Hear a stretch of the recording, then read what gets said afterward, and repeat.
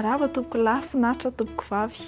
Araka ny sariny zana-bolana dia misy andian-drahona lehibe na front izay mihamanantona ato amin'ny faritra masina atsimon'ny Madagasikara ato izay manalefaka ny alzay manerana ny nosy. Araka izany ary dia toy izao manaraka izao ny toetr'andro ny tombatombanana ao amin'ny rapitso fahasivy amby roapolo ny volana jolay 2024.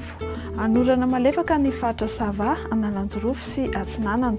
Aka endrika tandrifin-drahona zany ny faritra Vadivavy Fitovinany sy Atsimo Atsinanana ary Andrahoana na Andrahoana vitsy ny andro ny amin'ny faritra sisa fahoriany fizavan'ny Andian-Javona Voamaraina ny amin'ny tapany atsimon'ny Afovoantany sy ny any amin'ny faritry Menabe any.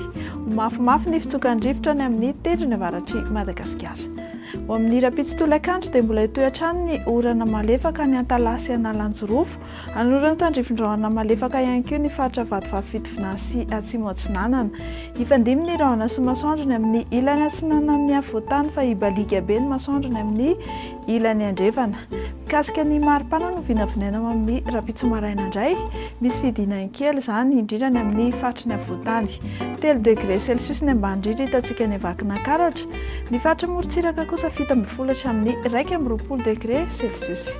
Ao amin'ny rapitso tolakandro dia misy fiakarany kely ny maripana, 3 zao ny ambony indrindra hitantsika amin'ny faritany Mahajanga teo aloha, 20°C ny aty amin'ny faritry ny Afovoantany.